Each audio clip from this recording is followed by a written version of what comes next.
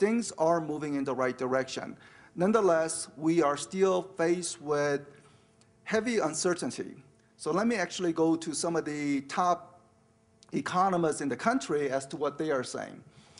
The FOMC is the monetary policy board. They determine the monetary policy for the country. How much money supply, what's the interest rate conditions. Some interest rate they can control, short-term interest rate.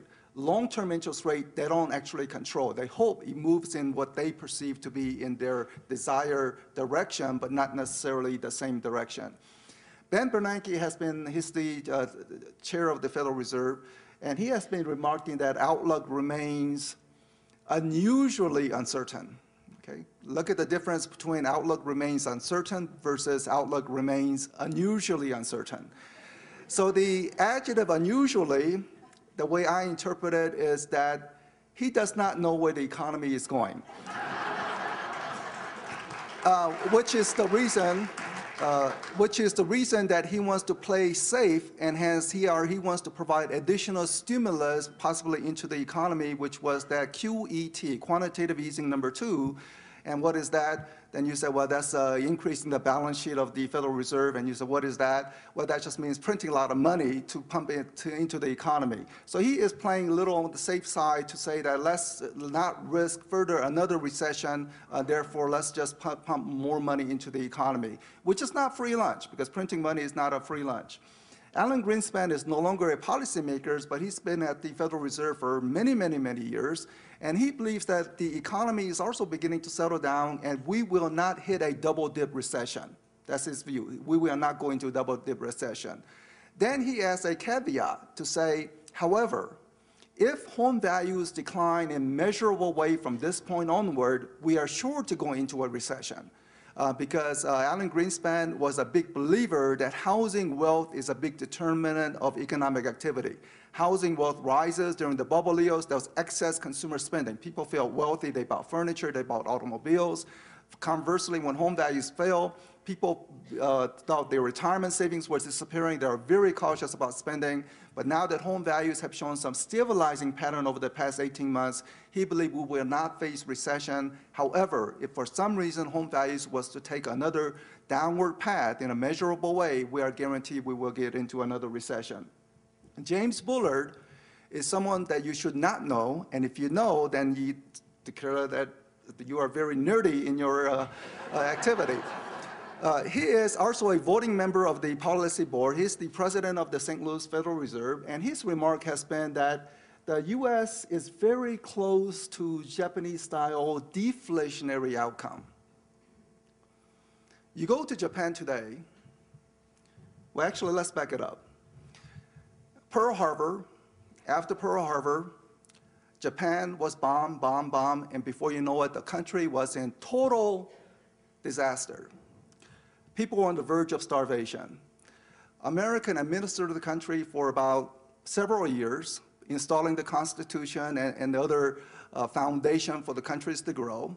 Then after, America turned the country over to Japan, and soon afterwards, Japanese economy just took off.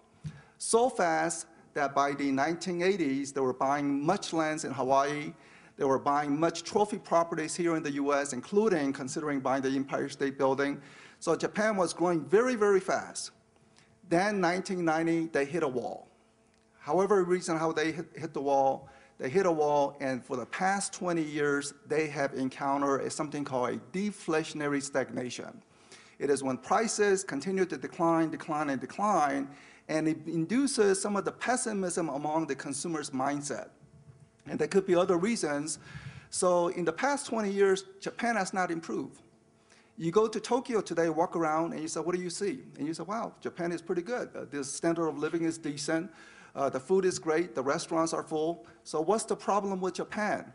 Well, Japanese economy today is exactly the same as it was 20 years ago. No improvement. That's the stagnation. We as Americans believe that our life will be better tomorrow than today.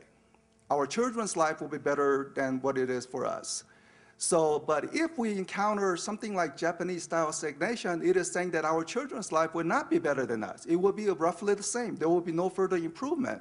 So James Buller is very concerned that we could hit a deflationary stagnation where prices continue to fall. Not only home values, but prices of many things, price of everything that we consume steadily fall over time. And we run into this stagnation problem. Then you have Thomas Honig, who is also another voting member, and he is not concerned with deflation. He is concerned with the opposite, inflation.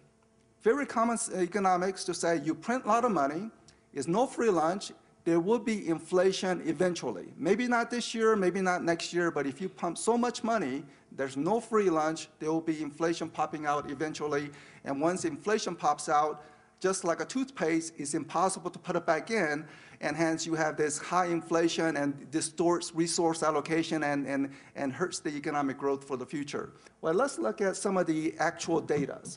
Concerning consumer confidence, consumers are saying things are awful. This is pre-election.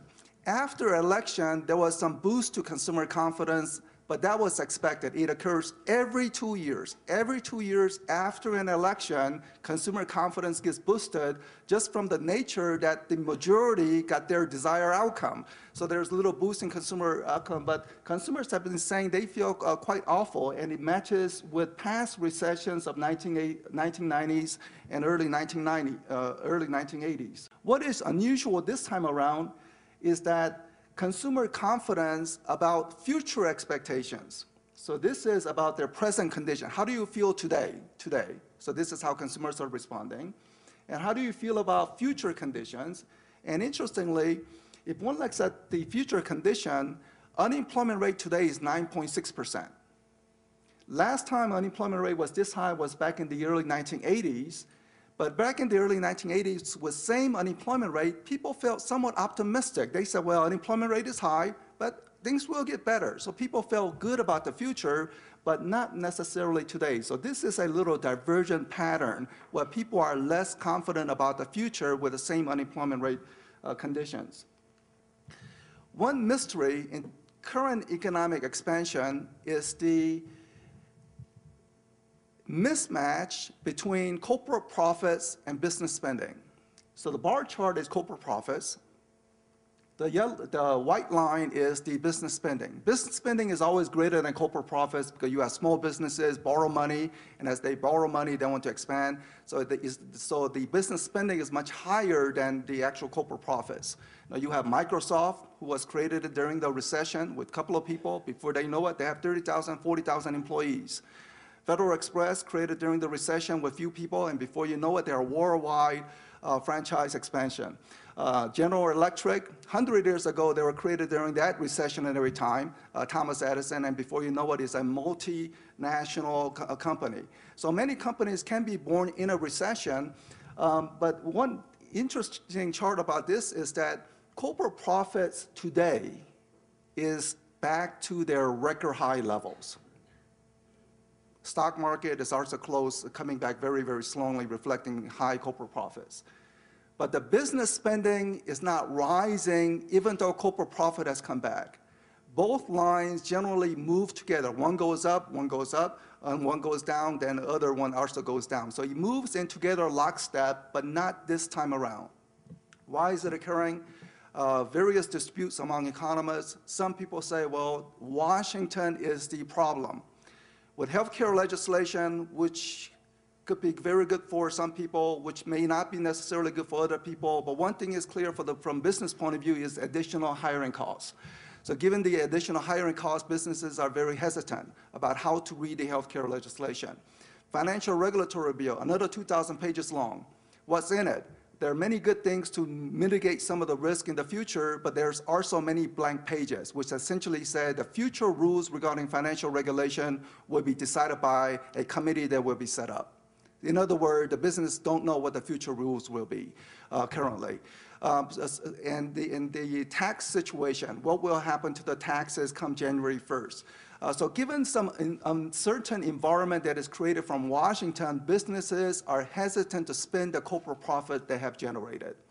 Realtors' home value expectation. We take survey of realtors about many things, and we ask about realtors just questions. What do you think will happen to home values in your neighborhood given the foot traffic that you see, customer inquiries, and also about the inventory situation.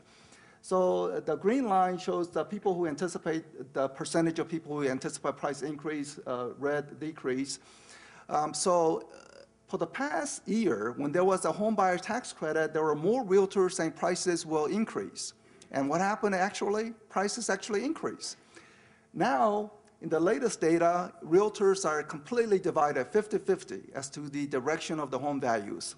50% saying home values will fall, 50% saying home values will increase in their neighborhood based on what they see. And when I did some correlation compared to realtors' opinion versus the reality, what happened is whatever realtor said, it actually became a reality 12 months afterwards. So what that is implying is that 12 months from now, there may not be any meaningful changes in home values one way or the other. So that's how I interpret the data.